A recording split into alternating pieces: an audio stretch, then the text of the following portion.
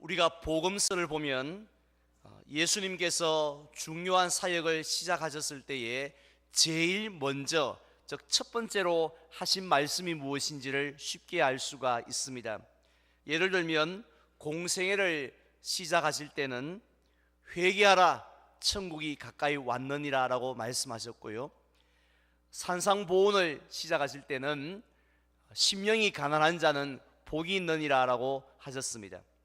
그리고 우리의 죄를 위하여 십자가에 달려 돌아가실 때는 아버지여 저들의 죄를 사하여 주옵소서라고 말씀하셨습니다. 자, 그렇다면 문제입니다. 죽음의 권세를 이기시고 부활하셨을 때는 제일 먼저 어떤 말씀을 하셨을까요? 우리 친구들에게 힌트를 드린다면 예수님이 부활하신 후에 제일 먼저 만나 주셨던 사람이 누구인지를 생각하면 답이 쉬워집니다. 그 사람은요, 수제자 베드로도 아니었고 예수님의 어머니인 마리아도 아니었습니다. 누구였습니까? 바로 막달라 마리아였습니다. 우리 친구들은 생각할 때 아유, 욕심 많은 그 여인, 이렇게 생각하기가 쉽습니다. 왜냐하면 우리 넌센스 퀴즈에 자주 등장하기 때문입니다. 하지만 그 여인은 욕심이 많은 여인이 아니라 실제로는 이 세상에서 제일 행복한 여인이고 큰 영광을 받은 여인인 줄 믿습니다. 우리가 잘 알고 있는 것처럼 이 막달라 마리아는 무려 7 귀신에 사로잡혔던 그런 아주 불행한 인생을 살았던 여인이었습니다마는 예수님을 만난 다음에 그가 회복되어졌습니다.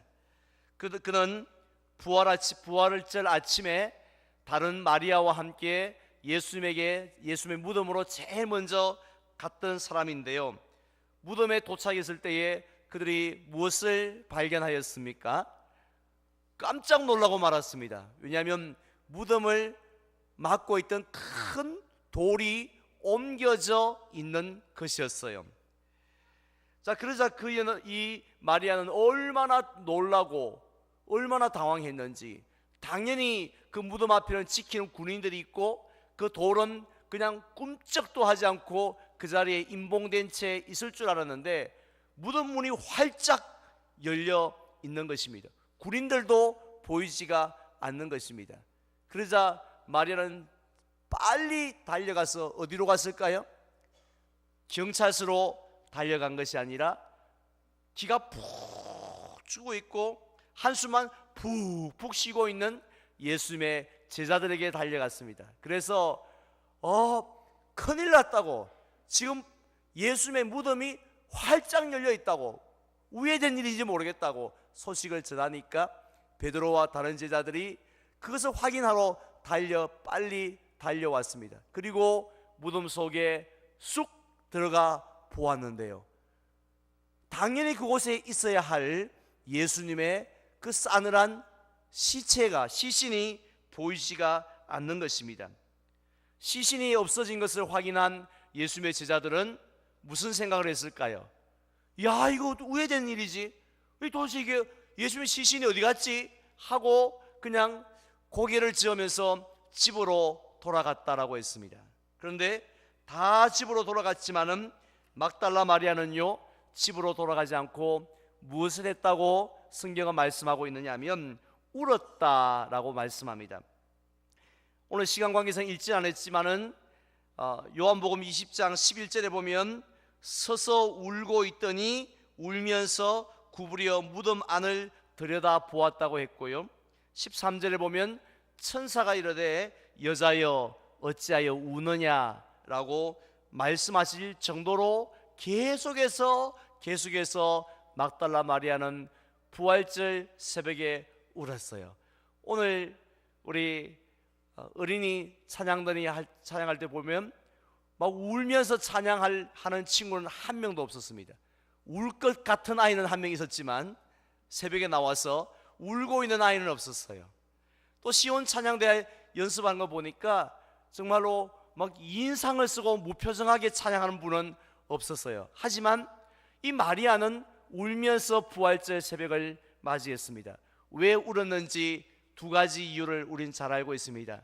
첫 번째는 그토록 사랑하는 하나님의 아들이신 예수님이 십자가에 못 박혀 처참하게 죽으셨기 때문이었고요. 두 번째는 설상가상으로 그 예수님의 시신마저도 누군가가 도둑질해 버렸기 때문입니다. 따라서 마리아는 마지막으로 예수님의 시신에 이 향기가 진동하는 향품을 발라드리기를 원했는데 그것마저도 할 수가 없었습니다. 그래서 계속해서 울고 있었는데 그 마리아에게 예수님이 나타나셨어요. 첫 번째로 하셨던 말씀이 있습니다. 우리 한번 따라 할까요? 여자여 어찌하여 울며 누구를 찾느냐. 네, 여자여 어찌하여 울며 누구를 찾느냐. 이 말씀이 예수님이 부활하신 후에 첫 번째로 하신 말씀이었습니다. 그렇다면 예수님께서 부활하시고 난 다음에 하고 싶은 말씀이 얼마나 많았겠어요. 특별히 예수님을 사랑하는 이 마리아와 같은 여인들에게 하고 싶은 사람들이 얼마나 하고 싶은 말씀이 얼마나 많았겠습니까? 그 많은 말씀들 중에서 예수님이 여자여 어찌하여 울며 누구를 찾느냐고 질문을 하셨는데요. 왜 이런 질문을 하셨을까요? 우리가 상식적으로 생각한다면 마리아야 힘들었지 뭐 이렇게 하면서 위로하시든지요, 또 아니면 마리아야 내가 살아났단다 라고 하면서 소식을 전하든지 뭐 이렇게 말씀을 하실 것 같은데 왜 이렇게 뻔한 질문을 하셨을까요? 그것은 정말 예수님이 마리아가 왜 우는지, 이상하다, 이 여자가 새벽에 왜 울지 정말 몰라서, 그리고 또 누구를 찾는지 뭘 찾는지 몰라서 물으신 것은 아니겠죠. 예수님이 이렇게 물으신 이유는요, 지금 마리아가 너무나도 중요한 사실 한 가지를 모르고 있기 때문입니다. 그래서 너무 안타까운 마음을 가지셨기 때문에 이렇게 물으신 거예요. 그렇다면 마리아는 무엇을 몰랐을까요? 마리아는요, 예수님을 어디서 찾아야 하는지를 몰랐습니다. 원래 예수님은 어디서 찾아야 합니까? 죽은 자 가운데서 찾는 것이 아니라 산 자 가운데 찾아야만 합니다. 그런데 마리아는 지금 예수님을 어디에서 찾고 있습니까? 죽은 자 가운데서 찾고 있습니다. 즉 마리아는 살아계신 능력의 예수님을 지금 찾고 계신 게 아니라 지금 살아계신 예수님이 어디 계시지? 지금 살아 역사하신 예수님이 어디서 나를 보고 계시지? 예수님! 하고 이렇게 찾고 있는 것이, 그 예수님을 찾고 있는 것이 아니라 싸늘하게 식어있는 그런 시신의 예수님을 찾고 예수님 시신 어디 간 거야? 하고 그 예수님을 찾고 있었다는 것입니다. 그러자 우리 예수님께서 보실 때 얼마나 안타까웠겠어요? 그렇게 다시 살 것을 말씀하시는데 그 말씀을 믿지 못하는 거 아닙니까? 그러자 예수님은 어떻게 행동하셨습니까? 정신 차려라! 그럴 수가 있느냐? 하고 이렇게 책망을 하셨던 것이 아니었습니다. 그렇다고 해서 좋다, 네가 찾을 때까지 내가 기다리마 하고 꽁꽁 숨어서 이제 죽은 자 가운데 찾아보니까 없으니까 그러면 마지막으로 혹시나 모르니 산자 가운데 찾아보자 하고 예수님을 찾을 때까지 예수님이 10년, 100년, 200년 기다리고 계셨던 것도 아니었습니다. 오늘 15절 본문 말씀에 보니까 그 죽은 자 가운데서 예수님을 찾고 있던 막달라 마리아를 예수님이 먼저 찾아와서 만나주시는 줄 믿으시기를 바랍니다. 마리아가 찾아서 노력해서 찾은 게 아니라 도저히 못 찾을 것 같으니까 예수님이 먼저 마리아에게 찾아왔어요. 그리고는 마리아를 향하여서 여자여 하고 마리아를 불러셨다는 것입니다. 자, 그럼에도 불구하고 마리아는 오늘 말씀해 보니까 자기를 부르는 예수님을 누구인 줄 알았다고요? 그렇죠. 예수님이 아니라 동산을 지키는 동산지기인 줄 그렇게 알고 여전히 슬픔 가운데서 계속해서 눈물을 흘리고 있었다는 거죠. 그러자 예수님이 그 다음에 하신 행동이 중요합니다. 16절 말씀에 보니까 이번에는 여자여라고 하지 않고요, 뭐라고 말씀하셨느냐 하면 마리아여 이렇게 부르셨습니다. 여자여라고 부른 게 아니라 마리아여 하면서 직접 그의 이름을 주님의 음성으로 부르니까 그때 드디어 이 마리아가 딱 깨닫게 된 거 있죠. 눈이 열려졌습니다. 마치 목자가 양의 이름을 부르면 양이 이 목소리 우리 목자 음성인데 하고 목자를 따라가듯이 예수님이 마리아여라고 하고 부르자 마리아가 이거 우리 예수님 목소리인데 하고는 예수님을 바라보게 되었다라는 것입니다. 결국 부활하신 예수님은 마리아가 찾아가서 만난 것이 아니라 예수님이 만나 주셨던 것입니다. 저는 이제 말씀을 맺으면서 이 사건이 저와 여러분에게 주시는 교훈을 발견하기를 원합니다.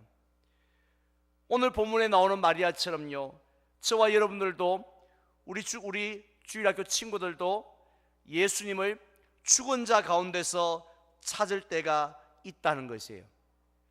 심지어는 마리아가 예수님의 부활하신 무덤 앞에서 슬퍼하며 눈물을 흘렸던 것처럼 우리들도 이 부활절 새벽에 앉아서 예배를 드리고 있는 이 부활의 아침에도 여전히 예수님을 죽은 자 가운데서 찾고, 그래서 우리가 근심과 염려와 슬픔의 가운데 빠진 분들이 있다는 것이에요. 사실 제가 오늘 모양실로 걸어 들어오는데 찬양대 연습실에서 우리 지휘자님이 이렇게 말씀하시는 소리를 듣고 제가 충격을 받았어요. 여러분, 예수님이 부활하셨다는 찬양을 부르는데 표정은 하나도 변한 게 없어요. 지난주 성찬식 때 부를 고난주간에 부르는 찬양과 지금 부르는 찬양은 완전히 주제가 다르고 사건이 다름에도 불구하고 똑같은 게 있습니다. 여러분, 표정은 똑같아요. 왜 그럴까요? 우리가 예수님을 죽은 자 가운데서 찾고 있기 때문입니다. 어디 찬양대 뿐이겠습니까? 제가 어두워서 여러분들의 표정이 보이지 않지만 지금 무표정하게 앉아 계시거나 그냥 근심스럽게 앉아 계신 분들은 회개하셔야 됩니다. 오늘은요, 어떻게 하셔야 돼요? 그냥 나도 모르게 웃고 계셔야 돼요. 나도 모르게 웃고 계세요. 내가 왜 이렇게 웃지? 바로 예수님이 살아나셨기 때문인 줄 믿습니다. 그런데 우리는 여전히 연약하여서 이 죽은 자 가운데서 주님을 찾고 있을 때가 많지만, 그러나 여러분 염려하지 마십시오. 예수님께서 우리의 연약함을 아시는 줄로 믿습니다. 그래서 마리아에게 먼저 찾아오셨던 주님께서 저와 여러분들, 죽은 자 가운데서 예수님을 찾고 있고 여전히 울고 있는 여러분들에게도 우리 주님이 먼저 찾아오실 줄 믿으시기를 바랍니다. 왜냐하면 예수님은 살아나셨기 때문입니다. 따라서 오늘 뿐만 아니라 우리가 주님 앞에 설 때까지 죽은 예수님이 아니라 살아계신 예수님을 바라보면서 늘 기쁨과 소망과 또 이 능력 가운데 살아가는 저와 여러분들이 되시기를 주님의 이름으로 축원을 드립니다.